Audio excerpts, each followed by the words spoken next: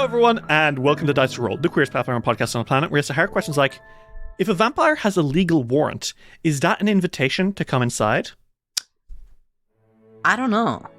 I don't think so, is my opinion, because I don't think the law of the land cares. Or I don't think vampires should care about the law of the land. It doesn't affect their, whatever vampire gland controls them not being able to go into places without invitations. The vampire gland. Well, is it in the mythology, is it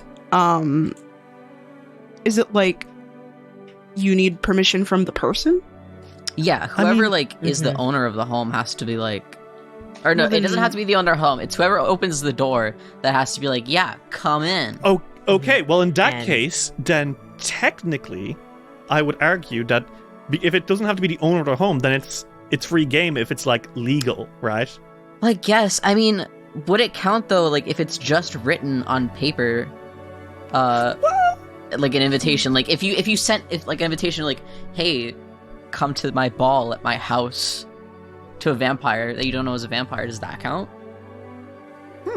I still think that no, it's not. It still doesn't work because yes, you do have a warrant, but if the person who opens the door is the one to welcome you in, what if they're like, I don't fucking care if you have a warrant, get out of my house? Oh, and there are a lot of people that are like that. Okay, I watched, not by my own volition, but my parents watched a lot of the cop crime dramas. Y'all know NCIS. Yeah. Okay, so you know what? This actually does... I think this answers our question. The warrant does not do it, right? But the warrant is an excellent persuader for people to let the vampire in. Yeah. This is a sad day for vampire cops, but maybe they shouldn't be cops in the first place. I mean, let's be real. There's already so many of them. Those are energy vampires. They suck the soul right out of you. I was so sure you're going to say suck the dick out of you. I was like, wow. No. I mean... Well, it depends on where you get the energy from. me and the bad bitch cop vampire, I guess? No. Would we like to play Pathfinder, everyone? Okay. Yeah. When we last left our adventurers in the Abomination Vaults, Alrik, Silk, and Fiore left after encountering the great evil Morlocks, who sent them on a crusade deeper into the vaults. After making their way through some of the tunnels of the servants' quarters, they found a winding passage which went beneath the lake and deeper into the dungeons to find the basement of Apprentice Island. There they found an awful undead monstrosity created by what we can only assume is the works of Vorlok Azenray, a mysterious elf who apparently served directly under Belcora. Upon entering his study, the Fogfen Few found that he was obsessed with achieving immortality by any means, including experimenting on his goblin apprentice, Borbo. It was with great horror that they uncovered the dastardly truth that Borbo had been transformed into the puppet Mr. Beak. Heroically, Silk put Borbo's soul back into a smaller goblin puppet, which was unfinished.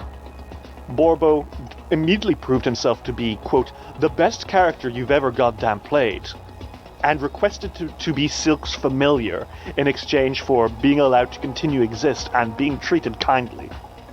And so, the Fogfen Few gathered another under their banner and brought Borbo back to Otari, hoping to repair him and make him Silk's familiar. So everyone, with that in mind, do we wanna hop back in? Get going? Fuck it. Yes. Okay. We have adopted a son. You guys took to Borbo like it was your life's calling to do so, and I'm just like honest to a piece of meat. You guys are like, oh man, I really don't know. Is it morally right to do this? And I was like, please do it. You're gonna love it so much. Okay, so the evening sun sets over Otari as 3 figures make their way out of the fog fen towards town. Borbo seems to have periods of inactivity where he'll go just a little quiet, almost like he is a wooden puppet, but once interacted with, he springs back to life. As you all exit the Fogfen and start passing by the Stone Ring Pond, which are those 24 standing stones surrounding a pond where the local druids pray, you guys overlook the town of Otari, which sits in the on the cliff face beneath you. The road winds down, and you guys have time to think about what you're going to do as you make your way out for the day. How is everyone doing after all that shenaniganry in the dungeon today? Good for what happened. Yeah? Yeah. I mean, honestly, it could have been a lot worse, right? Yeah. Yes, you saw an awful slime monster, but now you've got a little buddy who you love dearly. That's true. Silk will unfortunately never forget the trauma of that. Well, I'm sure it won't ever get worse. Don't say that. What's wrong?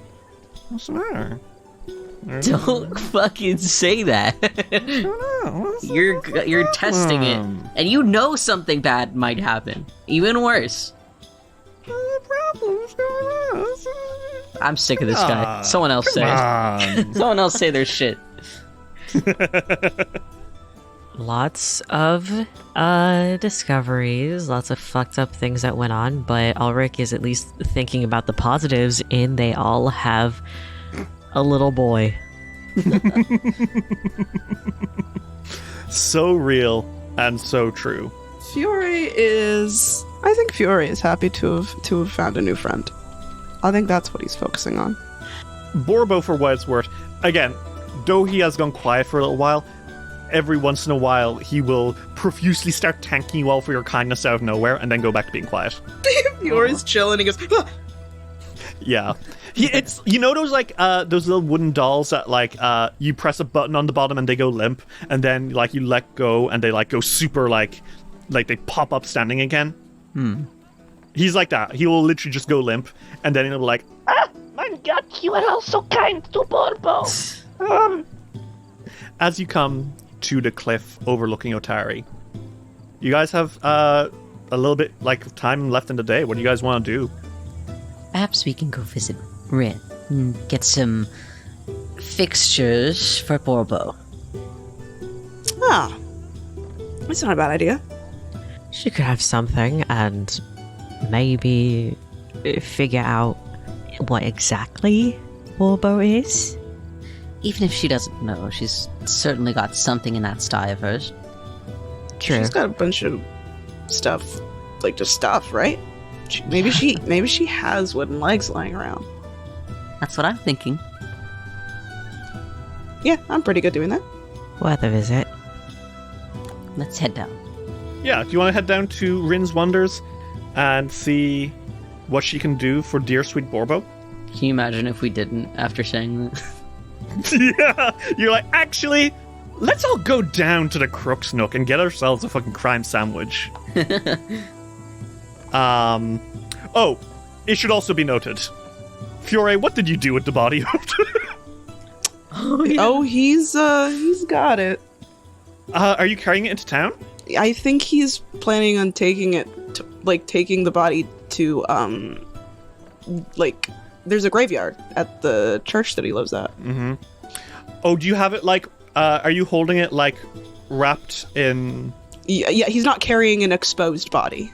Yeah, no, that would freak everyone out. Fiore is well aware of what people think of him, and he's not gonna, of what random people think of him, and he's not going to encourage that. I think, Fiore, as you walk with what is, clearly a body, it has been wrapped, but you are, carrying a dead person home. There are people in the street who stop and look at you all, as you bring them with you. Some people avert their eyes, some people, very clearly, make the spiraling symbol of Pharasma with their hand to, bless their soul, whoever they are. Some people do look at you strangely, but at this point... Fiore's ignoring that. Yeah. I think you probably do quickly hop home to drop this off with the clerics before going to Rin's. Probably. Yeah. Fiore's like, can we stop at the church first? I have a body in my hands. Yeah, good idea. Well, you do drop it off. You pass it off to some of the clerics who, I think, almost sadly take it from you. You tell them what happened. They nod, they understand, but man, that sucks. Mm-hmm. Afterwards, you quickly get ready and hop back to Rin's Wonders just as night begins to fall. And so you guys enter into Rin's Wonders. I think maybe adjusting some hanging baubles she has kind of like managed to pitch across like ceiling part of the tent using some magic. Rin turns and looks at you all and beams. And she's like, Ah! Fogfen Few, my best friends in the world, hello! Fiore smiles. Hello, Rin. Hello, Rin.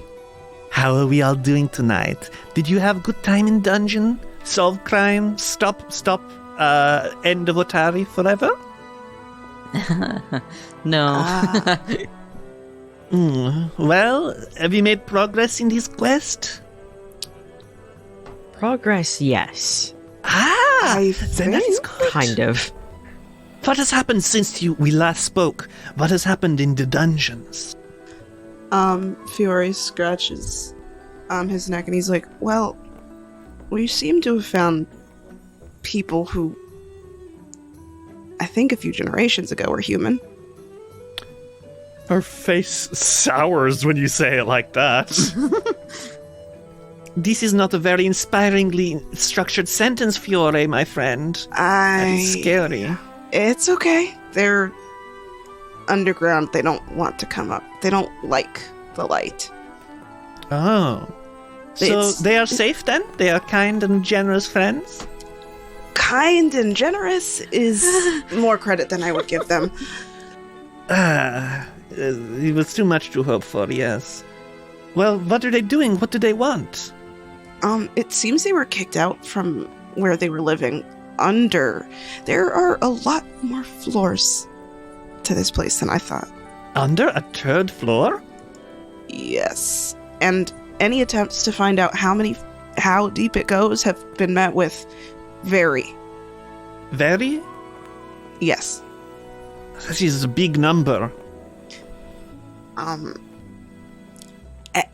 Okay,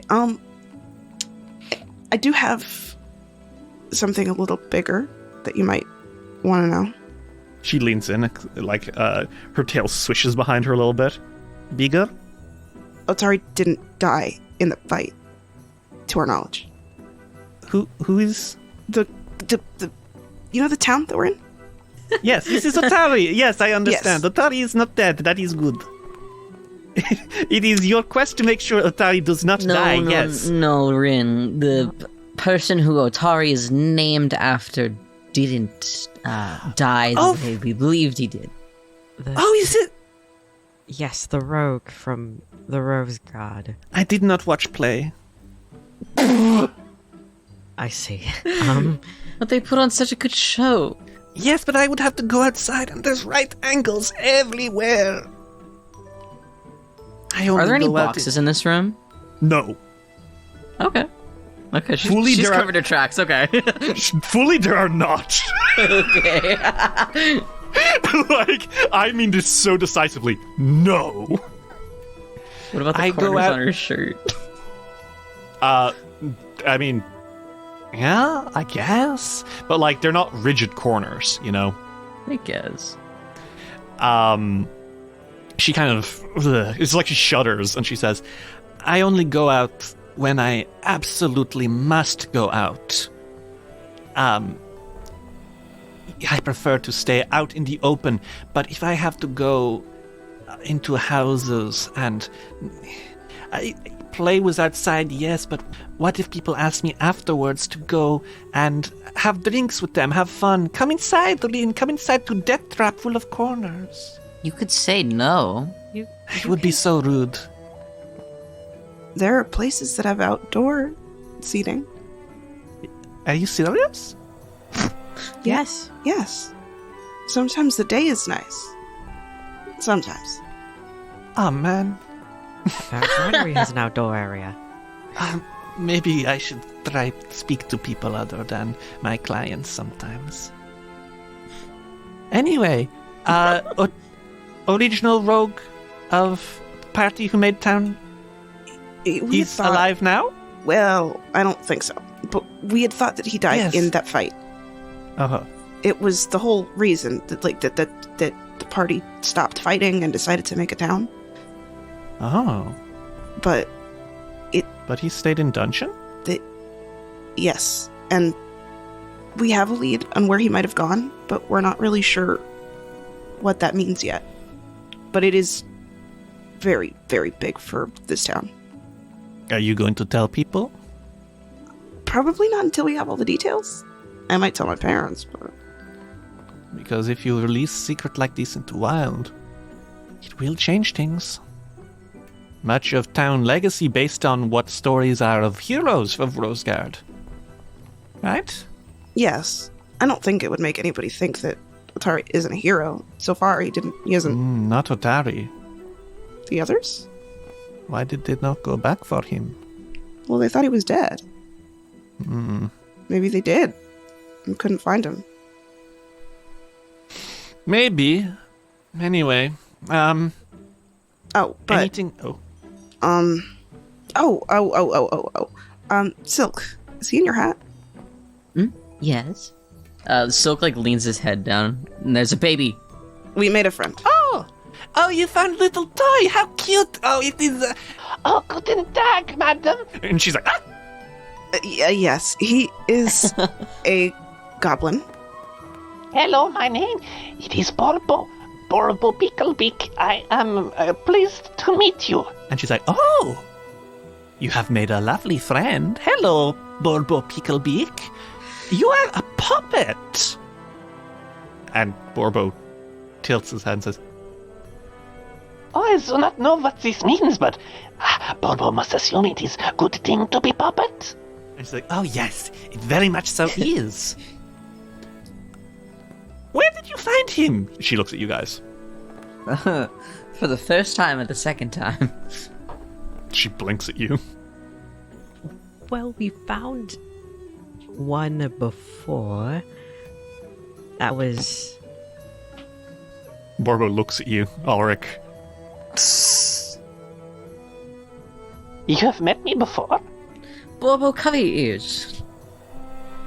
Borbo is made of wood. Borbo cannot cover ears. Borbo also does not have hands, I'm sorry. Oh my god! I don't have hands! Oh, wait, Rin. Rin, we came to you to ask if you have any wooden limbs. Oh yes, many.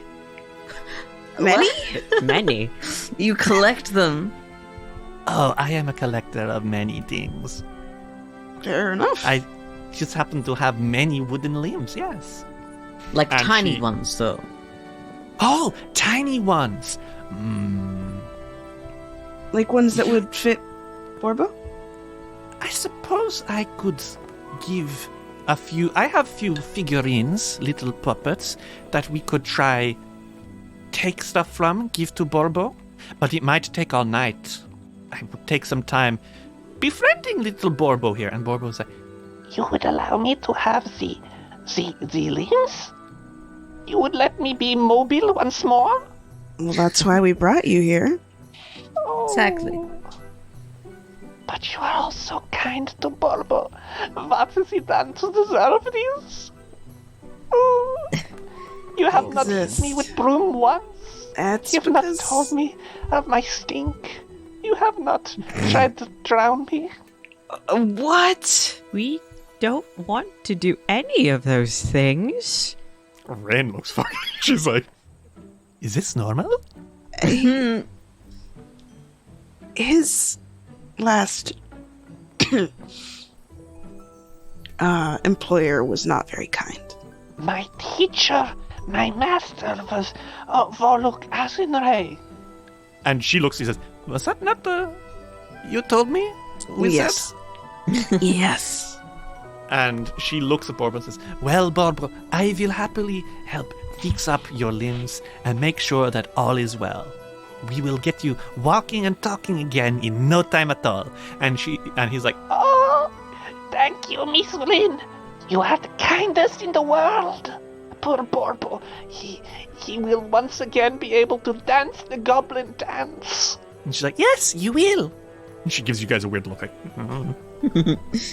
She's like, huh? And This is kinda okay. she smiles and says, I will do this for you for free because you are my friends. And I will read you your fortunes because you are my friends. If any of you want me to tell you of your futures, I may divine them by reading the stars. Why not? Okay. You ask me one question of, will something happen in the next 24 hours? If stars are on your side, they will tell you yes or no. Alright. So basically, this is her ability, Read the Stars, where she can spend an hour every night looking into the night sky, divining a question you have, like, hey, will we run into any dragons tomorrow? Mm-hmm. And then she will give you a fortune after making a special roll. And she'll either tell you yes or no, or maybe sometimes give you a lot of detail. So if there's any question that you guys want to ask Rin of, will this happen within the next 24 hours, she'll give you her best guess, according to the stars. Okay. You don't have to do that immediately, but if you have any question that you want to give her by the end of the night, you can. Additionally, you can also just look at her many, many wares. You guys can sell her stuff. You have treasure. And you can also buy stuff from her. She has a lot of little knickknacks. Mm-hmm. Yeah, I think Fiore's like, oh, Rin, I actually have stuff to sell you. Oh! Yes, give it to me, please! All right, and I think he pulls out, I think he, like, shifts his bag over and he starts pulling stuff out. You put a couple of gemstones on the table. That's what you have in your sell pile. So, Fear Gem, a Bloodstone, and a Black Onyx Gemstone. That totals up to 55 gold, which divided between you all is 18 gold and 3 silver. Yippee! So everyone add that to your sheets. She is absolutely ecstatic about this, by the way. Oh, yes! I will craft so many things from these crystals. I'm glad you like it. And now, I will work on Borbo. If you have any omens you want me to read, please tell me. I will read them for you. Derry, I just gotta say something. I don't know what it is about your shopkeepers, but I just always want to say really mean things to them. What the fuck? Deep in my heart, I was like, you have to tell her to be careful with the edges on the crystals. It'll be really funny. Oh, you could. God. You could. No, it'd be so mean. That's so mean. It wouldn't be really mean. I don't think Silk would say it. I don't think he dislikes Silk- Rin. Does Silk tank it? He thinks it, yes. Rin catches your eye, and she just smiles broadly at you. She's beaming at you. Friend He Silk. smiles back. Friend Silk. She says it twice. Oh, God. That's me. Anyway. You guys are free now to head your own ways. Borba will be repaired by the morning because she is going to do autopsies on her many little dolls to make sure that Borbo is back in one piece by the morning. Mm-hmm. So now you guys have some time to go home, do whatever you want. It's still, it's not like late, so you guys still have some time before you, before the shops close. I think places here stay open pretty late anyway. Mm-hmm. If you do want Rin to divine the stars, you can. And of course, if you want to have a scene now, you guys have the rest of the night to do so. So, does anyone want to go first in having a scene? I don't think I have a particularly exciting scene, which isn't a bad thing. So I wouldn't mind going first and starting slow. Okay, sure. Well, what are you doing? Well, before at least Silk leaves, I think that he asks for just a few more minutes more with Borbo. Okay. Like an anxious parent dropping off their child for the night. Yeah, sure. Rin's like, yes, of course. And she skips off to pester Alrik and Fiore for a while. Pester. That's as if you guys don't love her, I'm sure. Yeah. Fiore loves her. She's great. Borbo looks up at you and he's like, Oh, thank you so much, Master Silk. You are so kind to Borbo. I do what I can for Borbo. Now, Borbo, and he kind of leans down to the level of Borbo. I assume Borbo's on like a table or something, or maybe not a table, or a round one, I guess. yeah. She does have tables, but like they are all round. It's yeah. Everything is curved here, even the cabinets and the Fucked up. He kind of leans down to Borbo's level, and Silk is like, now, Borbo, I'm going to make you some items that you can wear. But I would like to ask Borbo, what does he like?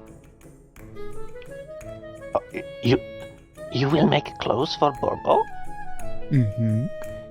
Oh, this has never happened before. Well, here's for your first time. Oh, Borbo has only ever worn the potato sacks and the silly red hats. Borbo has never been a dressed boy before. Well, luckily for Borbo, he's picked the best person to know. I have a lot of very fine fabrics for you to wear. Borbo does not know any fine fabrics. That's okay, you don't need to know the exacts, but has there ever been any kind of clothing Borbo has wanted to wear? Oh. Borbo tilts his head to the side, like he's almost like a little embarrassed by this. Oh. Well, I suppose the master always told me that he would one day come to me, and when I had proven myself a good apprentice, he would gift me robes and the hood and the hat and the sparkles. Mm-hmm. But Borbo was never a good apprentice. Well, I don't think that's true, Borbo. I think you're perfectly fine. And I think you'd look more than fine in some very nice sparkly robes. You would think this? You think that Borbo would look good in the sparkles? Even when Borbo is reduced to nothing but the wooden puppet boy? You know what, Borbo? I don't think so. I'd know so. Oh, He looks really fucking emotional. Aw, he's so cute. you are so nice to Borbo. Ooh. Silk flips his hair. So it's like, fuck yes, compliment machine unlocked. Yeah, exactly. You are so nice to Borbo, and you are so beautiful and kind. Oh, I know. Thank you. Now, Borbo and Silk is like taking out a mini measuring tape that he carries on his person, and he's starting to like measure Borbo up and memorize his numbers. And he's like, "Are there any colors that Borbo likes?" Borbo does not know colors very well. We'll get there. Borbo likes. He has green skin and green hat. He points at his hat, which is red. That's okay. Your skin is green. Your hat is not. No, it is. Borbo My sweet has love, that's red. very similar colors. You know what? Don't even worry about the colors. I'll take care of it. Fact unlocked, Borbo's colorblind. Red colorblind. Serving colorblind realness? I love him. God, me too. Borbo has never been used to fancy stuff. You are you are giving Borbo a whole new world of things to do. Well, if Borbo doesn't mind, he should get used to nice things. Oh. And I think over off to the side, Rin is like chatting to you guys, and she turns and looks at this. This Borbo guy is, he's been through a lot, hasn't he? Yes. I don't think he's accepted it yet. Please be gentle with him, she says, almost sadly. I will be careful. So, Silk. Yes. What's the plan, my man? The plan, as soon as he gets everything that he needs, he pats Borbo on the head, takes his leave, he says goodbye to him. Silk is going to go home and start crafting. Silk, you make your way back to the mansion. The mansion. You push open those double doors, and you make your way up the flights of stairs. How do you do this? How does this look? Well, Silk, he has his own kind of like personal rituals that he does whenever he wants to, make new things. He doesn't do it in his normal clothes, of course. He gets changed into something, honestly, a lot more practical than what he wears in a fucking dungeon, which is a little bit funny. He's got like nice like pants on. He still looks like fucking glamorous. Don't get me wrong. He's wearing clothes that will not hinder any kind of like movement that he needs, or won't. There's not like a lot of mess with making clothing. Not the kinds that he's making, anyways. Maybe like glitter fallout or anything. But he's wearing like, I wouldn't call it a tank top. Maybe it kind of is. It's not the kind of common kind. The neckline on it is a lot higher than most. But it's kind of reminiscent of that. He's got like his little apron that has lots of supplies that he'll need, and he puts his hair up in a ponytail. But he gets to anyway. Okay, he gets to sketching ideas that he has for Borbo.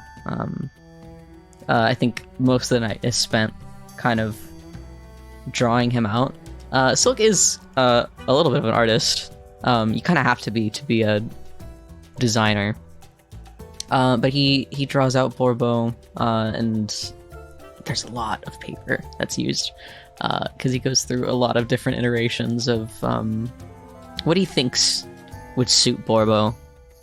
And genuinely, he spends most of the time on that before he tries patterning out stuff and cutting fabric. And I think this is a little bit hard for him because he doesn't exactly have a mannequin small enough to simulate Borbo. Would you like to roll me, I guess, a society check to see if you remember something? Okay, sure. Secret? Yeah, secret, please. Okay. There you go. You remember that in this house somewhere, there should actually be a few small artist mannequins. You know, like the hand size, like the small ones. They're slightly larger than Borbo, but there should be a few hanging around in a room of some description that you know about. That should be fine for the robe. Yeah, and the hat. It'll give you something. Yeah.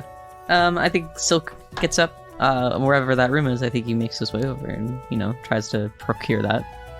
You are going when, as you're like wandering around, you hear a voice that calls out and says, "Is that my sister? Agatha?" No, it's not Agatha. Hello? And coming around the corner is that old man. He comes around the corner, and it is that old man in the fez with the twirly mustache, a different robe this time, and that walking chair with the spider legs. And he comes around the corner and says, "Hello? Hello. What are you doing in my house?" Honestly, Agonis, you do have to remember my name at some point if I'm going to be taking care of you. He tilts his head at you and says, There's something different about you today. He kind of like puts his hand on his hip and like is like, go on. You're wearing new clothes. I wouldn't call these new. You know who I am, yes? Of course. Do you take me for some senile old man? You just called me your sister. You're not my sister? No. What have you been up to? You're not around the house half as much as usual these days. I should hope you're not getting into trouble again. No, I'm not getting into trouble. And what are you doing? I've been out. Exploring. Adventuring. Oh, you'll get a good grade on your essay for sure this time. Practical research, yes. Yes. You could call it that, yes. Yes. Why are you dressed like a girl? I don't know, man. You tell me. I should point out, you're not wearing a dress for once. Yeah, this is like the most mask he's ever looked. Oh my god. I don't think anyone's ever asked him something like that before. He's like a little stunned and he's like, these are my sewing clothes. Mr. Pazivilex, please. The man, Egonus Vazivilex, as you have name-dropped him by now. Egonus looks at you with those, like, kind of cataracty eyes, and he squints, and he says, Why are you sewing? I thought you were adventuring. I'm multi-layered, thank you. Now, is there anything that you need? Are you thirsty, hungry? I could do with a cup of tea. I'll put something on the stove. You said you'd make me 1 hour ago. Did he ask that? Fucking, like, a few days ago, and you did make him it. Okay. Forgetful me. He shrugs. I'll make your favorite. Just give me a few minutes, yes? Okay, I love you, he says as his chair starts fucking teetering away. I'm sure. How is Silk doing? And also, how does it feel to be level 4? It feels good. Silk feels... I don't know. I think most interactions with Egonus kind of... I'd hate to say that they bum him out, because they don't. He's fond of them, man. But they... It's like being with an old dog, right? Like, oh, bud, yeah, go on, yeah, hell yeah, oh, man. You know? Yeah. It's a little somber. But he's always been completely happy to do things for him. Mm-hmm. Such is the nature of being an elf, though, right? That's something that you've always known. You know, you guys live for centuries, and people don't. Yeah. This is probably like, Silk's first taste of that, actually. Yeah, probably. Wonder what age he is. Anyway. He'll never tell you. So, as you go fetch some stuff for your strange housemate, and, prepare to sew clothes for Borbo, tell me, Silk, what is level 4 like? What happened? It's the number 4. There are 2 lines in that number. You can kind of crisscross to one, and then make like a 90-degree angle, and then you slash one to the other, and that's how 4 is. Okay. Bad joke. I'm Terrible joke.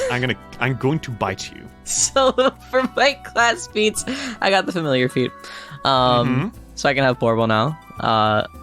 My sweet little son. I got an archetype feat. I got gunpowder gauntlet.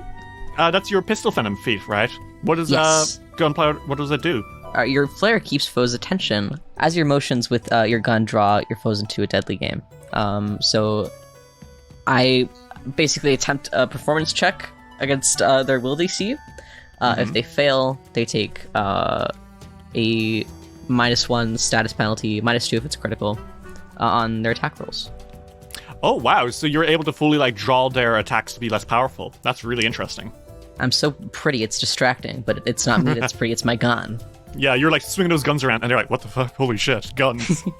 And then I also got, my last feat, Quick Repair. Okay. This is going to be helpful for reasons we'll discuss later, but this allows you to repair things. Instead of in 10 minutes, you can do it in 1 minute, right? Yes. So why specifically is that really helpful right now?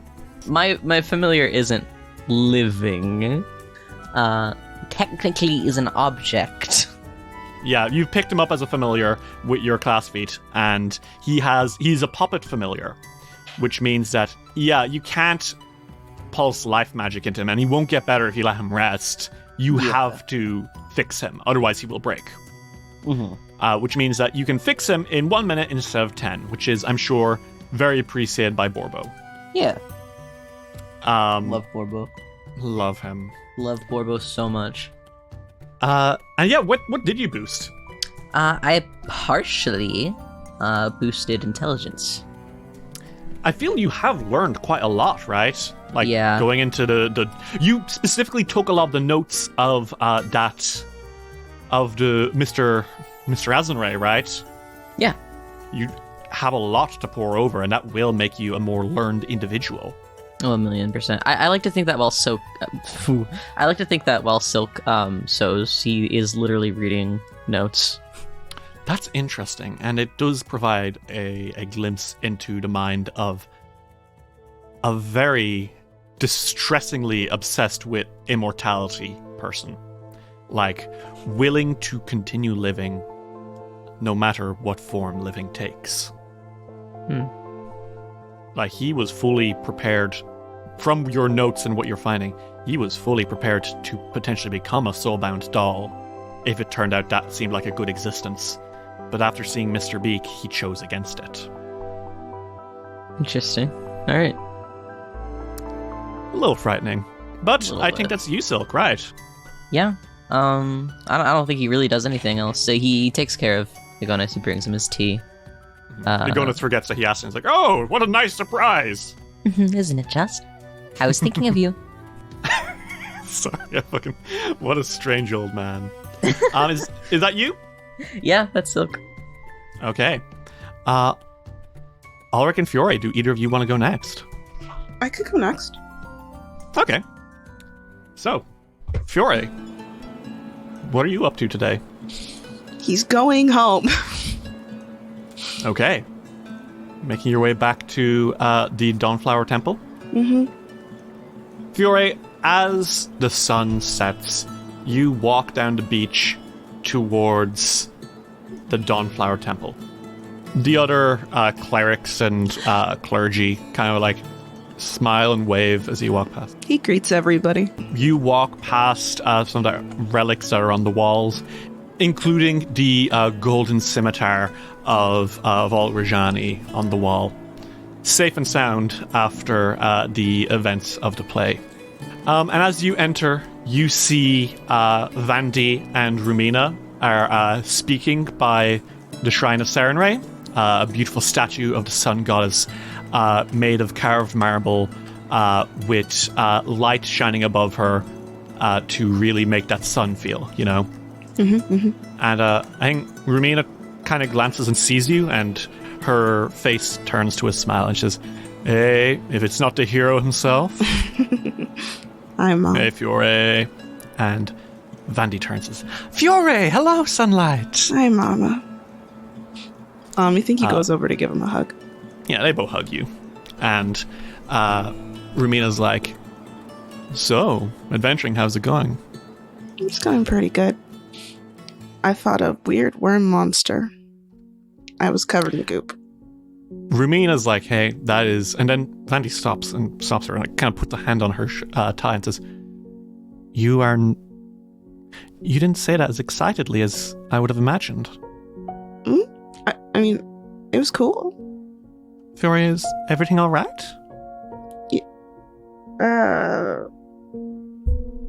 I mean, I wasn't... Well, I mean, I was hurt, but I was able to heal. I think Rumina has now caught on that you are a little quieter than normal too, and she folds her arms and says, "Did anything else happen?" His smile falls. I used it again. Vandy and Rumina exchange a look, and Rumina in a quieter voice says, "Is this your cursed stuff?" Mm-hmm. Okay. And she looks to Vandy, and Vandy nods and says, "Why don't we just go to your room for a bit and talk?" Okay. The two of them take you to your room. There is a little, like a little step that you guys keep in your room so that Vandy can like stand by your bed and actually see you. Yeah. She's reaching up. And the three of you come in, you sit on the bed, Vandy stands there, and I think Rumina like sits in a chair, and Vandy sighs a little softly and says, "So tell us what happened."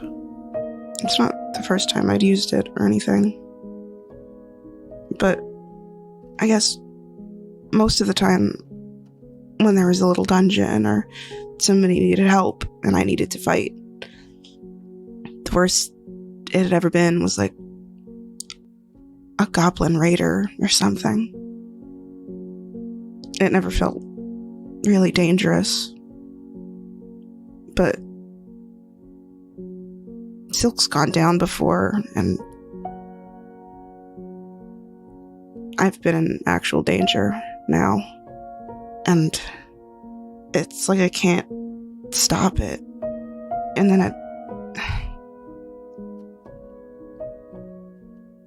when I'm just trying to hit something with my sword, it's like the hellfire thing. He's like scratching at his arm. And it keeps happening, and I can't make it stop.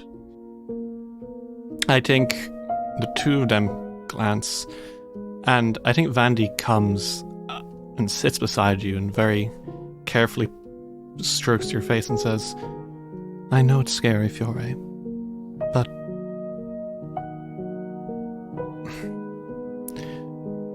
I'm not... We've talked about it before. You're not evil.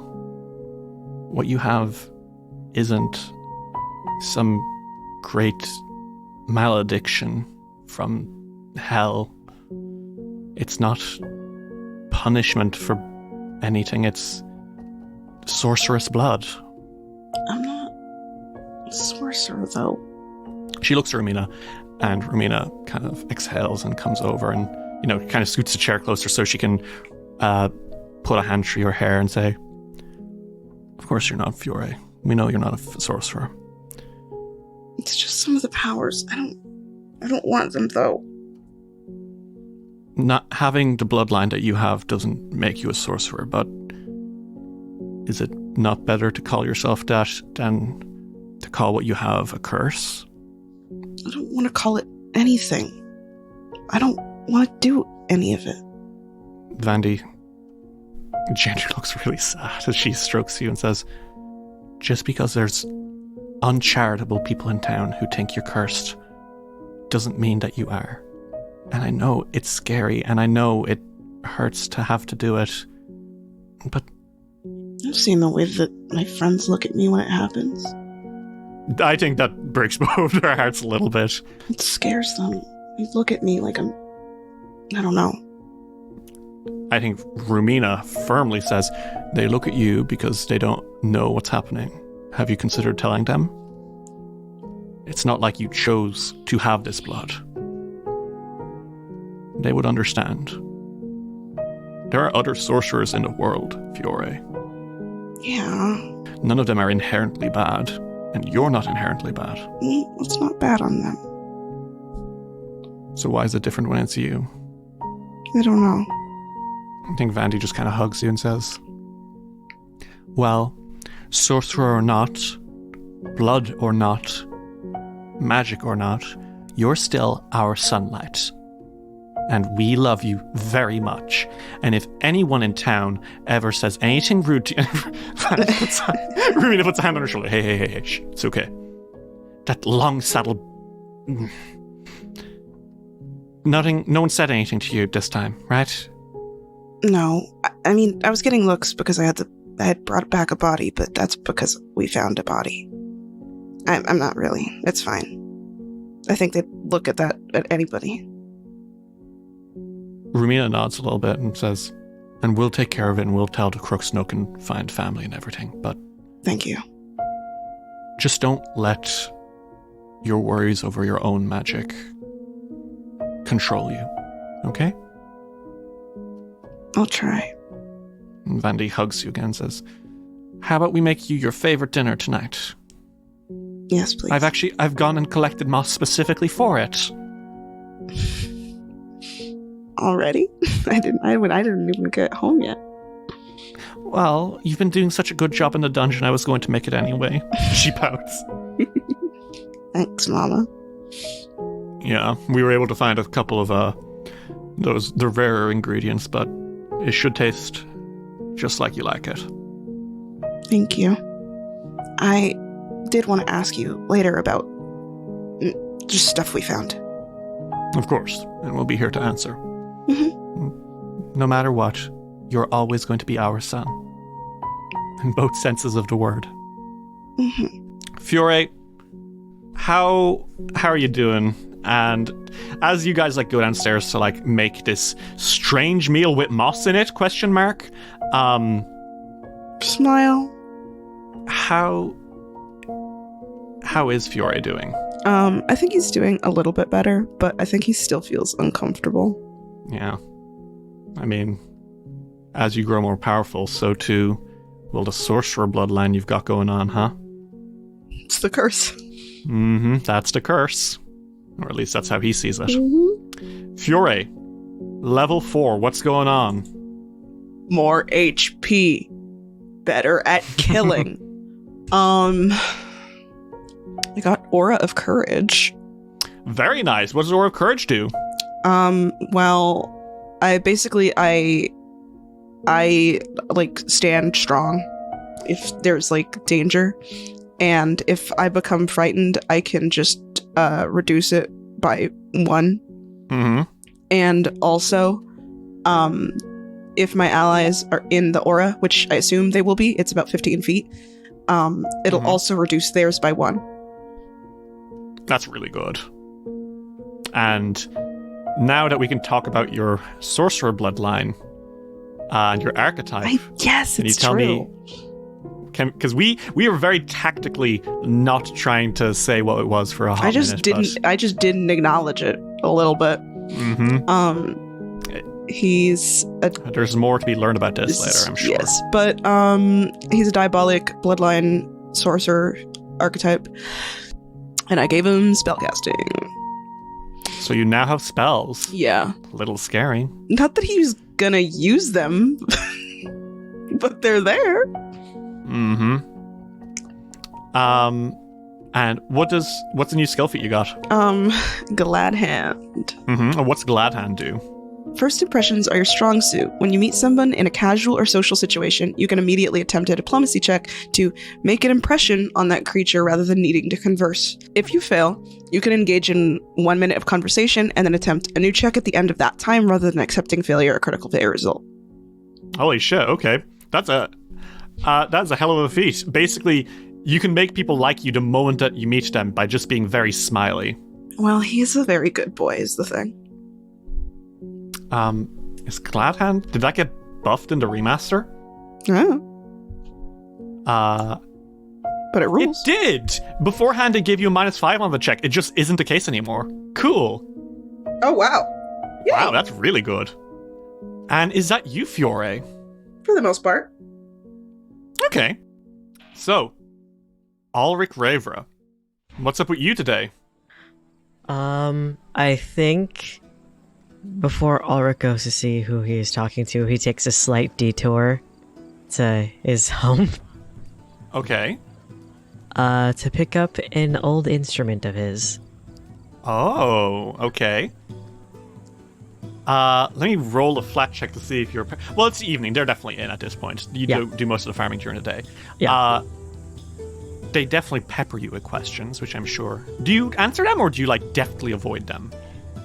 Alrik does answer them. He's not, the kind of person to, try to maneuver around his parents. He loves them very dearly. It's just social situations with them tend to be very, very... a lot. Mm-hmm. So, what's up? What's the plan? Where are you taking this instrument? He is gonna go fulfill the promise he made to the mayor and teach Doriana how to play an instrument and see where that goes. Okay. So you make your way to the Menheim's Manor, and you are greeted by the butler, who brings you up. Osif himself greets you and is very happy to see that you're here. He does ask you for a few updates on how the quest is going. I don't know if you give him the full details or if you give him a vague, yeah, we're getting through it. But Alrik gives him the details that don't include Otari. Okay, so you don't tell him specifically that, hey, just so you know, the town... Slight complication with the town. Yeah, I think he remembers and agrees with what Fiore said to Rin about the not telling the town until they have all the information. So he's just gonna not. He's just gonna not. Okay. Not yet. Well, as you go in, you make your way into the playroom, and there again, with Miss Motley, the plushie, is a young woman wearing all white who looks up at you, and it's Doriana, and I think her eyes brighten a little bit when she sees you. She's like, "Oh, Mr. Refra, hello." You don't have to say that. Alrik is fine. You don't have to do that. She tilts her head a little bit, like she's contemplating that for a moment, and then she says, "Okay, hi Alrik. How are you doing?" Okay, all right. So I brought this already because your father asked me to do this, but I also wanted to extend this question to you because I'm not sure if you would like this. And he takes out his child-sized lute. Oh. It has there are some remnants of strings that have broken. It is a little banged up in places. You can see that there's a crudely there's a crude engraving of his name in child font. And he sheepishly hands it to her and says, "I want to make sure that you are comfortable with possibly learning how to play music." She tilts her head at you, and she says, "Did Papa ask you to do it?" He did, and I did agree to come here to possibly give you lessons, but I want to make sure that you want to do this first. And if not, that's completely okay. We can... If you want me to teach you something else, then I can. She goes a little quiet for a moment, and she hums and says, "And if you teach me this, you'll be coming back?" Well, yes, but I mean, do you want to learn music? Do you want to learn about plants and herbalism?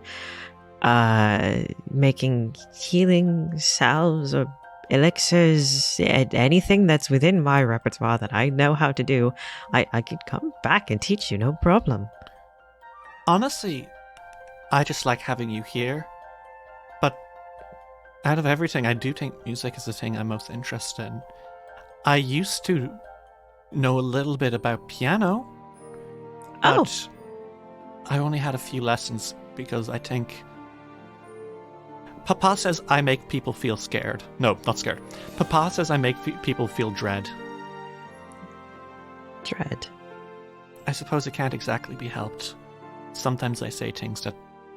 Well, she tilts her head at you and looks at you with those big, wide eyes, which are like, okay, no, I see it. Yeah. But you don't seem as perturbed, and I've never thought about playing a lute before, but I miss doing things that are creative like that. Well, I think you are in luck because I know how to play lute. I know how to play the piano. I can do drums just a little bit. It's not really my preference. She giggles at that. I think that makes her actually like giggle a little bit. Alrik kind of smiles at that. And I can also... I've dabbled in violin as well. So any of those instruments, whatever you feel like you are more comfortable with. You've said that you've had lessons in piano, and I know that that's a good foundation for learning any other instruments as well. She like nods a little bit and says, which is your favorite? Oh, well, easily the lute. I feel like it's more my style. Then why are you afraid of playing it so much? He kind of bristles at that a bit. Dread. Well, and if he hasn't already, he has his hood down. I think around Doriana, he's fine with having the hood off, and the cloak is discarded. How do I say this? It's partially part of the reason why I keep his hood on whenever I'm out in town. It's the same reason that I try not to talk too much to people if I can avoid it, right? It causes a lot of attention, and people to look at you, people to whisper about you. But if it's the lute, then it's nice things, isn't it? But you still don't like that? Some part of me thinks that it's any attention in general. I would like to just... It's a conflicting thing. Do I admire and like the heroes that I've read about for so long since I was a child? Of course I do. But having those accolades, having those titles, having things attached to me, I'm not sure if that area is entirely for me. Theoretically, it seems nice, having others admire you. But in reality, I don't know if I can deal with that. I'm just one person. I don't know if I'm fit to have many people admire me for anything, really. I admire you. And I appreciate that. She smiles. She doesn't hug you. She might have if this were any other character, but I think Doriana is quite cagey physically. Yeah. But she does smile the smile of someone who has been told not to smile too much, you know? I don't think... The impression you get is not that the Memheens are bad parents. They're very, very, very actively trying to help their kid parents, but also they're parents who don't really know how to deal with their kind of freaky child. Yeah, they are the kind of parents that don't exactly understand their kid. Yeah, they don't know what's going on. Yeah. They're happy that she is getting lessons and not scaring the fuck out of a teacher for once. Sure, yeah. But I think she does do that smile to you. And she gently takes the lute and almost reverently plucks at a few strings. And she smiles a little bit and looks up at you and says, "Thank you. I promise I'll do my best to be really good at this." And I don't doubt that. I'll do everything I can to make sure that I'm a good teacher and hopefully give you good lessons. Never taught anybody before. I'm kind of self-taught myself. Well, I'm very good at learning, she says. And I think there's a very coy smile there for a moment. Okay, then. This should be good. So, Alrik, I want you to roll me a performance check, because this is technically an earn income roll. Okay. So let's roll performance, and if you succeed, you will make some money today. 21. That is a pass. Whee. Which will earn you, for 1 day's work, 7 silver. That's how much you are paid by the Memhenes. Okay. So that's going to grab you. That'll bring you up actually an extra gold from the amount you had earlier. Smile. Yay. Doriana does good. It's her first lesson, so it's not like she's taking to it amazingly. You know, like she's not a media genius or anything. Yeah. But like I think you go through like teaching her the notes and like how to physically hold and play the lute carefully. Mm-hmm. And I think the two of you play together for a while. And eventually you leave Alrik without ever seeing the lute that her father bought for her tucked under her bed because she'd prefer to use this one instead.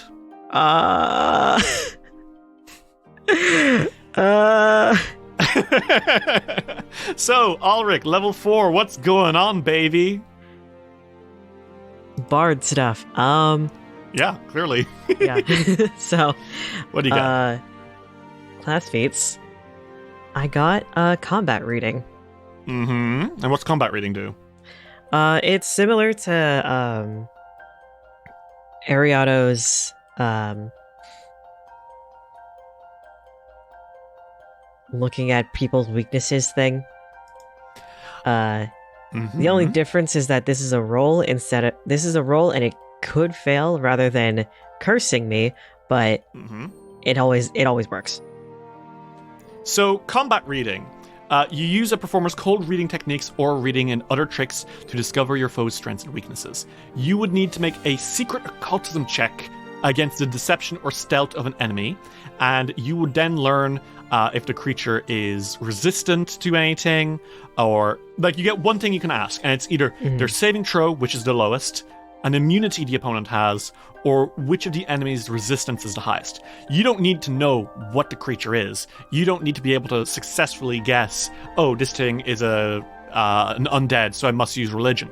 You just use occultism, no matter what, to try look at it, really look at it and be like, I know what this thing is. And not what it is, but what it can do, and what it can't do, more importantly. So that's really great. What else you got? For the archetype feats for Herbalist, I got green medicine, courtesy of Archetypes Plus. Derry, would you like to do the plug? by the best, you mean the best-selling Pathfinder Infinite product, Archetypes Plus? There it is. So tell me about green medicine. What's this do? You have adapted the wilderness to trade. You have adapted the wilderness to the trade of medicine, allowing you to create salves with quick effects. You can use nature instead of medicine for skill actions that normally require you to use medicine. You can use your proficiency rank in nature to meet the requirements of skill actions and feats that require a particular rank in medicine. Interesting. When you have access to fresh ingredients from natural medicine, you can apply half the circumstance bonus to medicine skill actions other than treat wounds. So, essentially, green medicine allows you to merge medicine and nature into one super skill. Yes. You had before natural medicine, which allowed you to treat wounds using nature, but now you can do basically everything with it. Yep. Which will give you some really, full disclosure, I'm pretty sure if you were to get to very high levels, that means you would be able to straight up bring people back from the dead if they died very recently using your herbs and salves and stuff. Which is kind of sick. I don't think we're going to get to that high level in Abomination Vaults. Absolutely but just not. Be aware that one day, if Alrik were to get good enough, he could literally pull out these sharp-smelling herbs and just shock someone back from the dead, you know? Which is kind of great. It's the revival herb from Pokemon. You're gonna give them an incredibly bitter fucking herb, and they're gonna hate you a little for it. but it'll work. That's the important part. Okay. And what do you get for skill feats? For skill feats, I got Fascinating Performance. Mm-hmm. When you perform, compare your result to the will DC of one observer. If you succeed, the target is fascinated by you for 1 round. If the observer is in a situation that demands immediate attention, such as combat, you must crit succeed to fascinate it, and the perform action gains the incapacitation trait. Okay.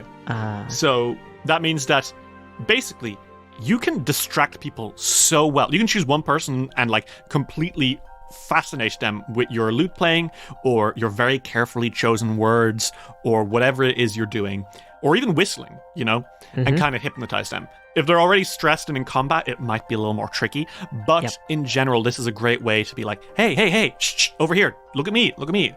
I can do the bard distraction thing without the horniness. Yeah. Now, you can only do this on one person at a time, but in future, you will be able to get upgrades that allow you to attack or to distract multiple people. Yep. And is that you, Alrik? That's everything, other than spells, but you know how we'll keep those a surprise. You know how I am with spells. Yeah. So, with that, the three of you make your way home for the evening. And you meet up. Oh, before I set the sun, does anyone have a question they want to ask Rin to Divine within the next 24 hours? Like, hey, will this happen? Would that happen? Whatever. Before 2023 ends, does anyone want to tell me they got a crush on me? You can ask Rin to Divine that. Oh my god. I mean, you literally can when you're picking up Borbo, but it has to be before the end of the night. It has to be before the end of the night. Yeah. So if you have any questions, I don't think Fiore's got anything. It has to be a yes or no question, and it only affects in the next 24 hours. Yeah, that's the caveat. Yeah. I think Silk would ask something. What is it? Is he going to be grievously injured in the next 24 hours? Okay. Good question. Well, she's going to have to roll to find out. It's something that worries him, for sure. Read the stars. So she spends an hour studying the night sky. And she will make an astrology lore check. Okay. Rin spends an hour under the stars. And she looks up. Nodding a little bit. She comes back to you the next day. And she looks to you, Silk, and says, "The stars say yes."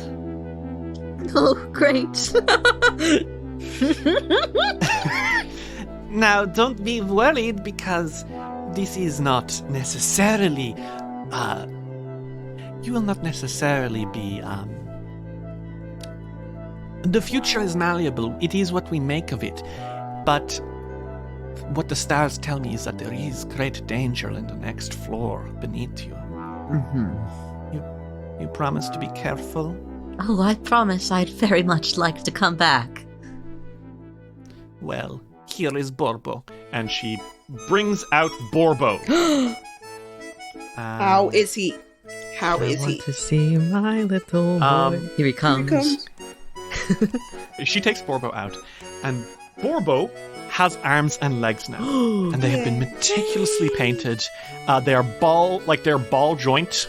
She's very clearly taken a lot of effort to make sure that he is very, very well put together. They are the limbs of a goblin, so the hands aren't great, I'll be honest. They're like two, almost like pegs. Mm-hmm. There's only 2 digits for a thumb and all the fingers. Okay. But they are painted to have individual nails on them. Oh. And the feet are also kind of like, just instead of being 3-toed feet, it is again just like a single block.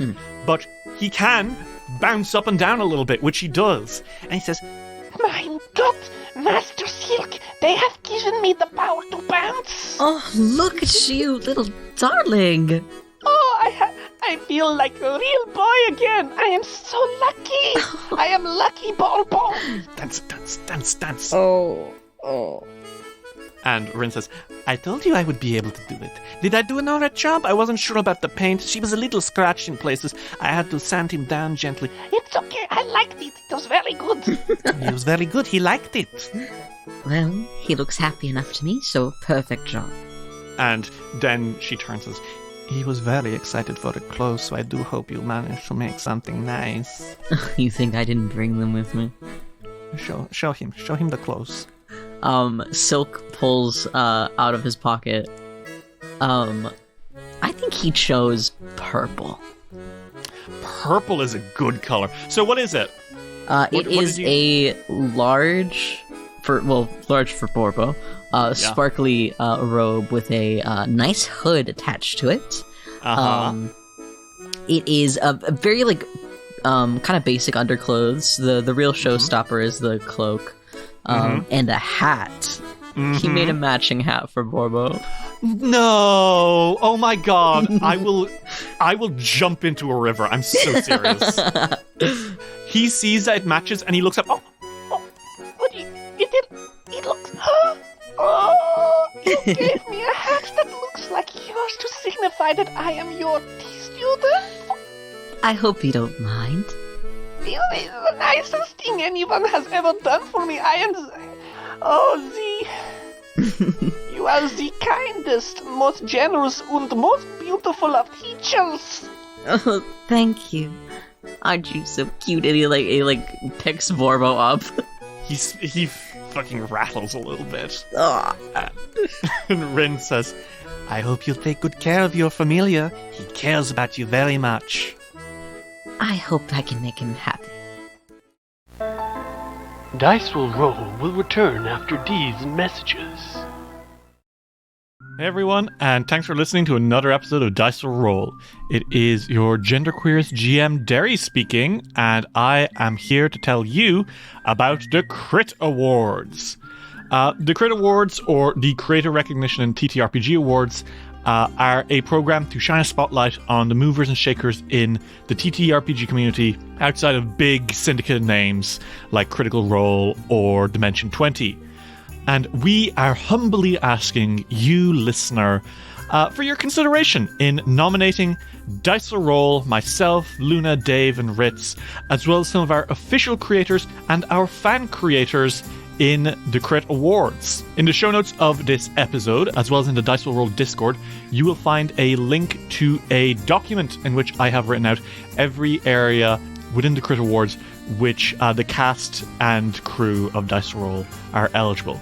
This is stuff like nominating Abomination Vaults as the best actual play series, nominating the Lightkeepers of Ruby Phoenix as the best villains in an actual play series, nominating myself as the best GM in a Paizo actual play, and even things like nominating our beloved Luke Drawstings as best fan artist for a TTRPG podcast, or Simon Strange as best cosplayer in a TTRPG podcast. This is not only a way to just give a bit of love to Dice Roll for the work that we put into stuff, because oh boy, do we put in quite a bit, but also very specifically for people beyond just the four people behind the mics that make the community as fantastic as what it is. It takes a few minutes to just copy-paste any of your nominations in, and if you have other things that you'd like to nominate from other podcasts, which go ahead, please do. Please share the love around as much as possible. It's round one of the nominations, and in a few weeks they'll be back with the people who got through, and the voting will begin. And hopefully we'll see Dice Will Roll and its community down a couple of times there. So once again, we really ask that you go check out the Crit Awards. That's Crit_awards on Twitter, and also linked in the show notes and on the Dice Roll Discord. Go give it a shot. Go give us a shot. And as always, everyone, thank you so much for keeping us as one of your top TTRPG podcasts. That's all for now, everyone. Hope you all have a wonderful day. And as always, keep it rolling. We now return to Dice Will Roll. So, do the three of you meet up in the Drunken Dragon to get a big breakfast before heading out to the dungeon? Yeah, I think it might even be a lunch. At this point, you guys have got stuff to do in the mornings. Your lives aren't completely on hold for well, maybe they are, I don't know. Just for the record, though, it is getting very close to 1 week since all of this began. It is the fire day. It has been 5 days since your quests into the dungeon have begun. Damn. Shit's crazy how time flies. They've leveled up twice, actually, within 5 days. That's kind of crazy. You can take longer breaks in the dungeon in a while, but I'm sure at this point you're like, hey, let's try get through. Because like, if you guys ever want to like do retraining or crafting, you'll need to take a few days out of the dungeon. And I'm sure you'll also like, maybe like, hey, why don't we take the weekend off or something, you know? Yeah. But right now, the quest of save Otari is, I'm sure, pretty big on your minds. Yeah. Because what if that light comes back? Yeah. So, do the three of you make your way into the Drunken Dragon to go figure out what the plan for the day is? Yeah. Yeah. Okay. And into the Drunken Dragon you all go. It's good to be a single mother. A single mom. Who works no jobs. Well, dungeoneering's the job. So the three of you make your way into the Drunken Dragon. And there are customers. Not many. This place, yeah, it serves alcohol, but that's mostly an evening thing. And you guys have a chance to discuss with each other what you intend on doing, and also maybe interact with some of the NPCs and find out if there's anything you can do to help them. Because presently, right now, obviously you have the twins, San and Evanwer. Those, the two, the very tired-looking young lady and the boy who won't stop flirting with Fiore. They're actively doing that right now. Yeah, you guys look over and they are like, Fiore's leaning at the bar and like chatting up, and you're like, for God's sake. And he's like, and then there was a worm. It was pretty scary. There was a worm? Ugh, it's gross. I couldn't do it myself. Yeah. And you were able to do that all by yourself? By myself. Oh my goodness. Alrik looks at Silk. How big was the worm, though? He like motions to how big it was. Does he tell the truth? He can't lie. Paladin's code, even in flirting. He looks. He's still fucking impressed. Like, that is so gross, though. But like, honestly, it's so impressive as well. Like, I don't know. I could never do something like that. You're so cool, Fiore. Silk is like leaning over to Alrik, like, do you think we should tear him away from his boyfriend? San, by the way, who's like. His sister, who's like coming over and serving you food, says, "Please do." He won't listen to me when I'm doing it. It's like, look, just do what you can, okay? She goes back to the bar looking very tired. Alrik just looks back at Silk and says, I mean, this is an establishment. She has a point. I suppose. Fiore. Oh, hi. I still like motions for him to come here. Fiore's like, I'll be back later, okay? Okay, good luck, adventurer. He turns away and his tail is flicking. Well, hello, adventurer. Borbo, who is sitting on the table, says, It looks like you are having a good, long, hard conversation with the man. Was it good and hard? Yes. What? I'm just repeating what Borbo's question was. Yes, was it good and hard? Very good and hard. What? Good conversation with him. There was nothing hard. Alrik is trying so hard not to laugh as he drinks his coffee. Fiore squints right at him. So as soon as Fiore sits down with them, Silk takes Borbo by his little tiny hand and is like, spin, do a spin. Come on. Whoa, look at me! I am dressed as the grand apprentice of the master wizard. What do you guys think? He looks great. Right? Those clothes are amazing. I know. Borbo has never looked this pretty. Borbo has only ever been allowed to wear the potato sacks and the little red hat. Which is a crime because you look great, Bobo.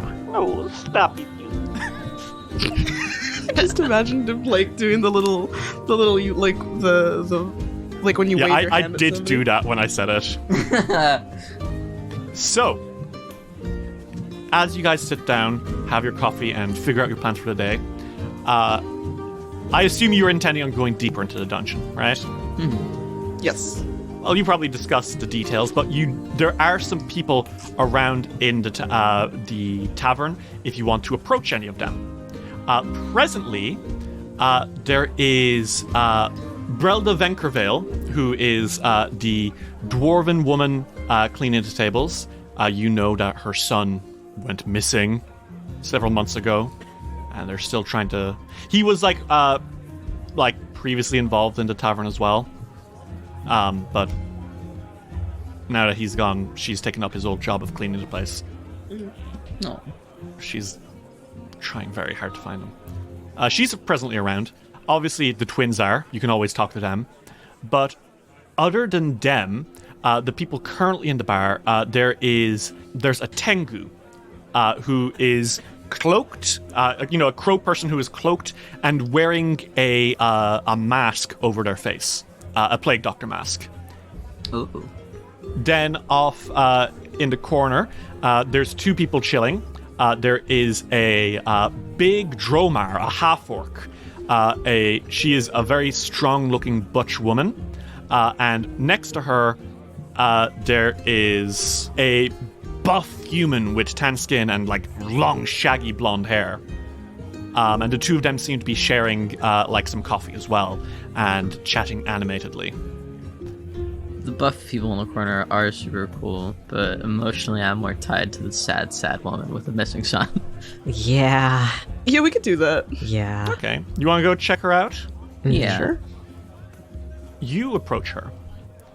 And I think, Fiore, you're probably the person who would know Brelda and her plight better. I don't think Alrik, you would know of her plight, but you wouldn't know her personally, you know? Not unless she bought medicine from him, so. Not necessarily, I don't think. Yeah. So you would know, all three of you remember hearing her speech at the festival, so you're all aware of that much. Fiore, you would probably be the one who personally knows her because she works here. You do see her fairly often. And you would probably have known her son, Lasta, who was a dwarven man, a little bit older than you, but not much. And he just went missing a few months ago. Okay. And she kind of comes over to your table and she says, "Hello, everyone. I am hoping you are enjoying your meals today. Very much so. Is there anything I can do for three of you?" Oh, I don't believe so. Is there? And she says, "Oh, yes, I will go now." And she doesn't go. Play. She kind of hovers nearly for a moment. You know, she's like, she's gonna go, but she doesn't. Did you need something? You know, I'm always here to help. Thank you, Mr. Sanchez. This is very nice of you. You three, Fogfen Few, yes? Mm-hmm. You are heroes of Otari. Everyone loves you and thinks you are very strong. I wanted to ask, have you seen anything in this dungeon, the Gauntlet? Have you seen anything in there that makes you think maybe my son could have gone there? Oh. Not so far. Yes, not in particular. Well, okay. When when Lazda went missing, what do you remember from that time? Did he leave a note, or was it just disappear? He had made a new friend, he says, and he had been talking to them. Do you know anything about this friend? No. Never told me anything. But that was Lazda. He was always too big for his mama to take care of him. But one day, he said that they were going to go past the Stone Ring Pond. And then he didn't come back. The druid said they never saw him. In the direction of the Fogfen, you mean? Yes. They never found anything in the swamp, but it would be hard to if he did. But now that the three of you are going past the Fogfen into this dungeon, I wonder, has there been anyone else who was... Did you find other people in there? We saw there was talk that you found thieves in there. Yes. Yes. We did find thieves there. And there are signs of other people. I'll do everything that I can to make sure that I can find him, okay? Okay. Thank you, the three of you. You are all heroes. It is true what they say about you. Are they really talking about us that much? Oh, yes. Everyone who come in here says they have story about things. They saw you come in with the thieves, then you come in with the body the next day and buried them quietly. You stopped the monsters up in the graveyard. You come home with gemstones. They say there is treasure now in there.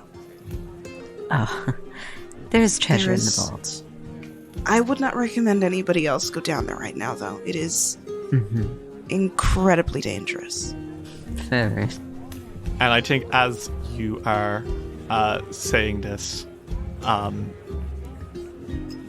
both the masked Tengu, the big Dromar butch woman, and the shaggy-haired blonde dude, all their ears perk up and they all kind of look over like, Oh god. treasure in the vaults. Interesting. Silk takes note of all of their faces. Regardless, she smiles very, very happily. Oh.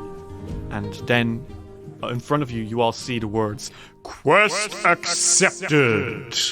Missing person! Yippee! It has got to be very, very sad to live in worlds like Galarian and whatever the fuck D&D's world is called. Faerun? Faerun, yeah. It's got to be really sad to live in places like Galarian and Faerun when people can just go missing and you can just assume the worst. Mm-hmm. Because I mean, it probably could be. This is a world where, yeah, there's humans and there's animals, but like... There's also zombies. Tree-headed bear demons. Yeah. So much can happen to you, and it is very scary. There's a god that can just make monsters. Yeah. It's got to be extra fucking heartbreaking to know someone who does like do like adventurous stuff, or like I don't know, just anyone that's like that does anything outside at all, really. If you know anyone, you know that something bad can happen to them, and when it does, it's just it's gotta be heartbreaking. Because you know that they might not come back. This is such a fucking sour note, but I bet the like return rate of people it's in not worlds good. like these are very, very bad. Like here in the real world, it's pretty good as long as they're like recently gone. But like, damn. I mean, it's been several months, right? Yeah. Like, odds are it's not great. Fuck, it sucks.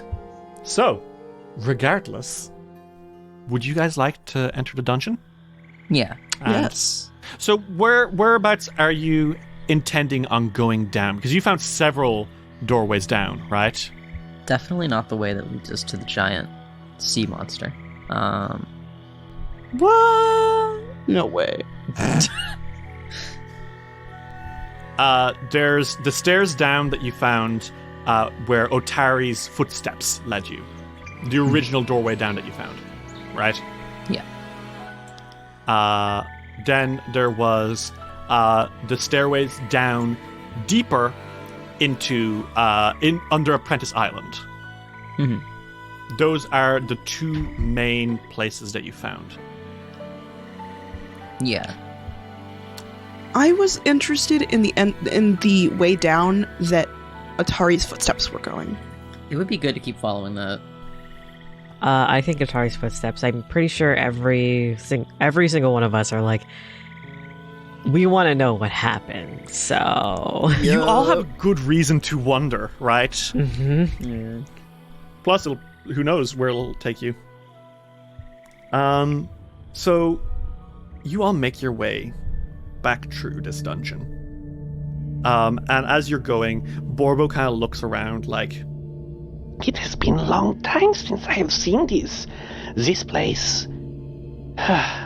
It has fallen to ruin, hasn't it? A little bit. I will say, as you are walking down the path, you do see that the ghostly light from that bathroom is slowly flowing out again. It wasn't there for a while before. Maybe we need to interact with it again before... Maybe. Silk stands next to the door. Okay. Alrik and Fiore, do either of you want to try interact with the bathroom? I mean, Fiore's not scared, I don't think. I think he's like, well, if nobody else wants to. Alrik, do you want to? Alrik is just making sure that it's not fucking trapped or anything. Do you want to make me a quick perception check to me? Because, like, those guys from before did put up traps last time. And, yeah, like, that's what Alrik sure, is worried about. Sure, you're friends with them now, but they might not have taken those traps down. Yeah. Okay, Alrik, you see there are no traps on the door into the bathroom. There is, however, a trap right next to you in the hallway. No way. Oh my god. I think Alrik looks at the door, he's like, oh, okay, that's fine, alright. And then he just looks around at the room and does a double take, like, You see one of the stone blocks has very carefully been uprooted, and you can tell that if someone presses on that, it's gonna, like, push the block downwards and shatter something beneath it. By your reckoning, probably some sort of explosion. okay.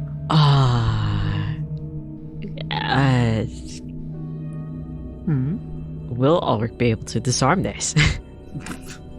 I think Alrik goes, okay, so the door is not trapped.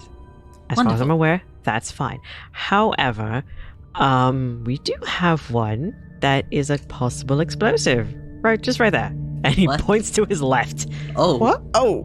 Do you see the stone tile? It's a little uneven. Can you make it stop? You can send Bulbo in. No. You might get hurt. We don't want you getting hurt. Oh, but it is better that you not get hurt than if Bulbo get hurt. This is just how it is. You are not expendable. I am not sending you in. You can fix me later. It is true I could fix you, but I wouldn't like you to get exploded. Alrik looking at the wooden doll. La la la la la la. Is that fixable? Oh, yeah, you can fix him. So long as the gem is intact, you can fix him. Okay. So, protect the gem at all costs. However, still, explosion. It's Steven Universe up in this bitch, you know? Yeah. You can make a difference. You Stop can make a it. change. Wow, where's this song from? My favorite play. Anyway, that came out 500 years ago. Anyway, The ancient tale of Steven Universe. it's a tale as old as time. Regardless, it does look like if you just pull up the block and take out whatever's underneath it, you should be fine. Okay. Okay, so I can handle this, and we can interact with Otari's spirit again. Just give me 1 second as Alrik goes to undo the trap. Of course. Be careful. Make me a thievery check. Oh boy. Or if you can justify anything else, that's good too. Survival? No, I don't think so. Yeah, okay, thievery. I don't think there's anything else I can do. Okay, try roll it. Survival for not blowing up. Yeah. Survival, I survived it. Yeah. Okay, Alrik, you pass. You pass the DC. I was really hoping it would explode in your face. It'd be really fun. What the Wow. So fucking mean. Because you pull up the stone, and underneath you find not an explosion bomb, but a few stink bombs. Oh, that would have been horrible. We just got here. Worse. You can understand why I was like, man, it'd be really funny. Fiore's like, gross. Okay, let me get rid of these. Okay, well done. You've successfully overcome my extremely dangerous puzzle. So scary. You were like, I want to check for traps. And I was like, fuck. Successfully, you've disarmed the trap. And Okay. the three of you are now free to interact with the ghost if you want. Okay. What do you do? Okay. As you stand in front of the bathroom within which you saw the scary stuff from before. What now? Fiore's like, hello? You poke your head in the door, and indeed that glowing light shimmers. And once again, the writing slithers into letters that say the words, I was Otari. And then they slide off the wall and form a green ribbon of light that slithers along the floor like a serpent. You guys want to follow it? Yep. Well, continue your path as it was before. It pushes down the hallways, makes its way back into the same room that you saw the Minotaur before. And you see that light dancing circles like it's battling some unseen foe. Most likely, the Minotaur that was there in the first place. Maybe that's why it's a skeleton now. It continues out the door and finds that secret door that leads to stairways and flows down the stairs. And this time, do you guys wait or do you plunge deeper into darkness? Are you guys ready? As ready as I can be. This is gonna be fun. Let's go. Borbo is very excited. It is forbidden for Borbo to go down below. But I have heard so many things. I wonder what I will see that I recognize. Well, Borbo, you're gonna get to do basically everything that you want to do now. Hooray! I want to make pickles. We can do that later. Pickles are pretty cool. Pickles are very good. And so, three of you make your way deeper to the next floor. The footsteps that make their way down those deep stairs that go so deep that you reckon by now you would reckon by now like maybe 60 feet underground. Mm-hmm. At least.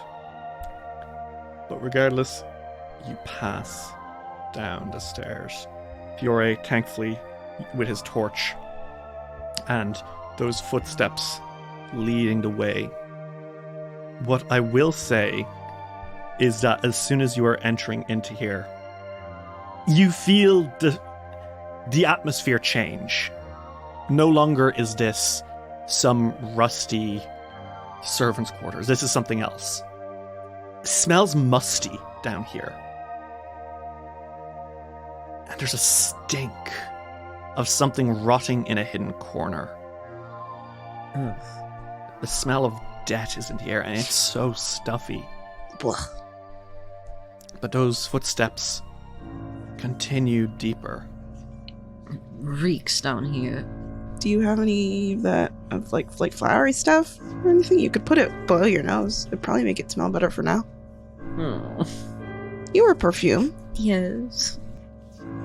If it's that bad, can't you like spray it onto, like, a rag.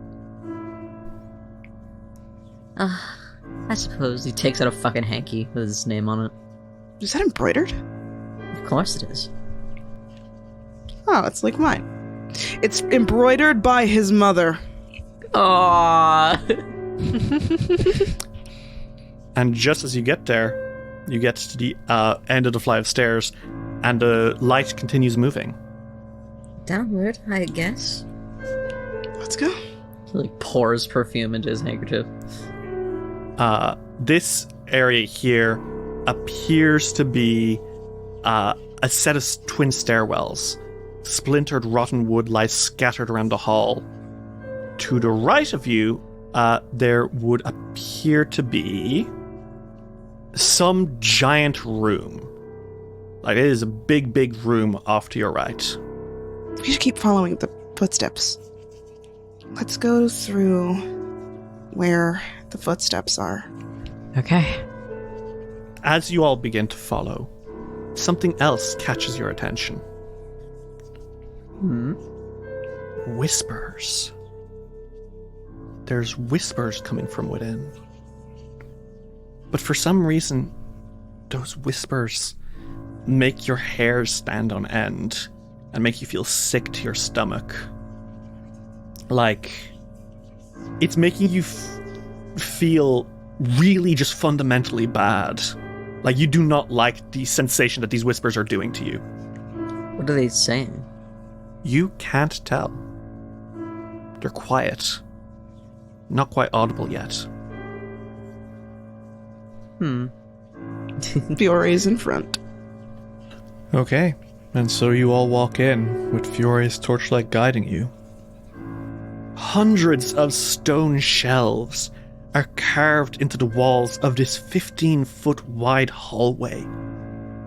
While there are many gaps in the collection, a staggering number of books, scrolls, and folios remain.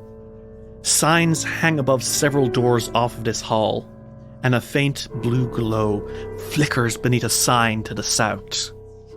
Silk's a little excited by that. I genuinely think that he sees, like, some books and is like, Fiore, could you bring the light over there? Huh? Yeah. Are you alright? Yeah, there's just something weird about the room to the south. What do you mean? It's just weird. Like there's something there. Ominous. But it's at that point that you hear something. The whispers are getting louder. And turning the corner up north from deeper within the library, you see several cloaked figures. Oh shit.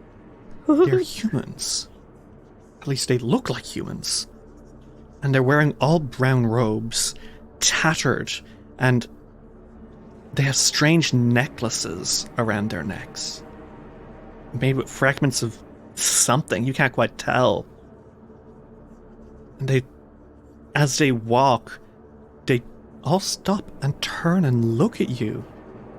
And for a moment, they're as perplexed as you are. Before one rasps out in a very, hoarse voice, "They're fresh." Fiore unsheaths his sword. We mean you no harm, newcomers. What is that? Welcome to the library. One steps in front of the others, and these strange hooded men open up their hands, and that sickly smell is hitting you harder than before now. It's really bad.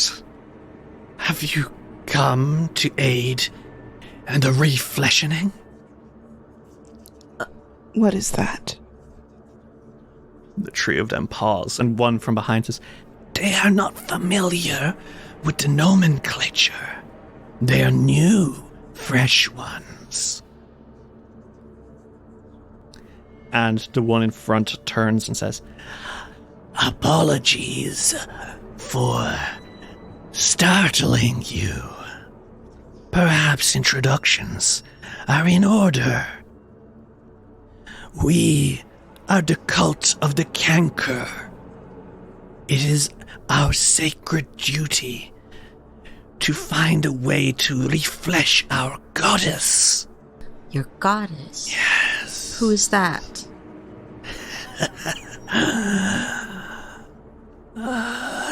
And step forward, one step, in sync. Oh.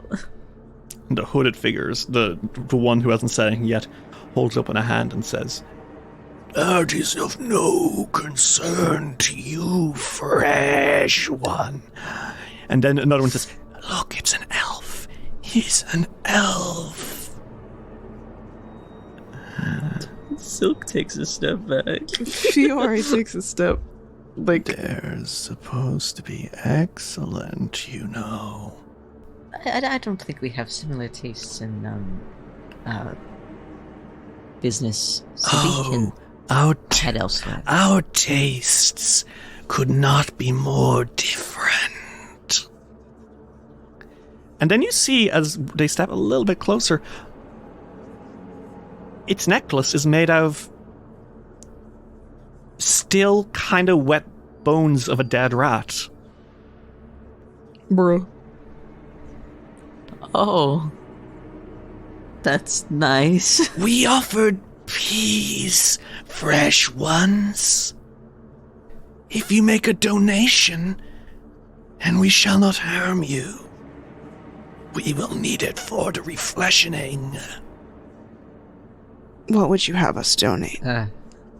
Nothing large, just a finger, or a nose, or even an ear. And they take another step forward in sync, around the book carts ever so slightly closer to you. They are now within 15 feet of you. I don't think so. I don't think we'll do that. Oh. And that smell is getting oh so much worse. Then, I suppose, we'll have to convince 2 of you to join our cause. But the elf, his flesh will be delicious. And they pull their hoods down in unison. And you see what they are. Grey-skinned, mottled with pointy ears, and sharp, sharp teeth, and dry red eyes. The whispering, crypt-lurking things that they call ghouls. Oh dear Lord shit. Almighty. These awful, sharp-fanged, terrible, terrible creatures start lurching forward, looking for donations for the ritual they are calling only the refleshioning. And they seek cankerous flesh to fuel it. Perhaps yours will do very nicely.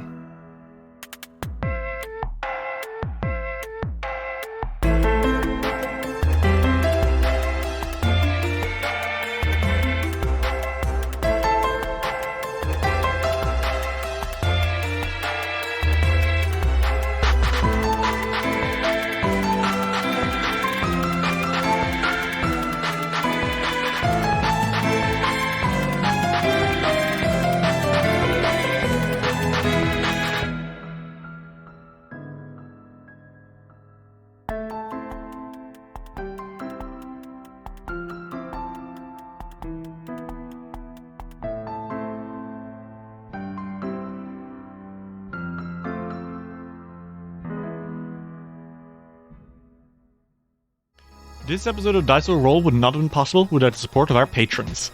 Belle, Horace, Alexia Blackthorn, Lightning Scar, Dr. Caesar MD, A Potato, Derpy Gamer, Quinlan Boss, Princess Alavi, Emily is Gay, Dexton, Meow Mai, Abigail Wallet, Knight the Werewolf Teacher, Ashley, Actually a Bot, Violet, Seraphine, Kyle Damon, Soul Glees Lobo, Phoebe Jeebies, Daisy Gilliam, Lux Rexus, Baron Stormcrow, Sam Stryker, Tony Saunders, Mita, Arave, Belmonts, the Slime Demon, the Sin of Slime, Ferric Falcon, Luis Loza, Aries, Alexander Criswell, May Cohen, Skyly, Generally Tricked, Transgirl Trish, Bal Punyon, Giant the Catman Extraordinaire, Matthew Wilson Kresovich, Tillen Shark, Glitch HD, Jay Snooks, Jonathan Love, G Barbera, Luke, Gideon, Simon Strange, Seth, Rivona Darkglow, Kira, Lichelo, Gizmo, Cass, Fable McElduff, Ava, Rem T. Bright, Lonesome Chunk, Steph, Sean C., Natasha Lumley, Rhiannon C., Ellie, Kane Kendrick, Sky Evangeline, Triceratops, Anna Maria, Jordan, Emily Laderna, John de Bookwater, SS66 Seeker, and Dame Valley III. If you'd like to see what you can get for helping us keep it rolling, check out patreon.com/diceroll today, and don't forget to nominate us in the Crit Awards.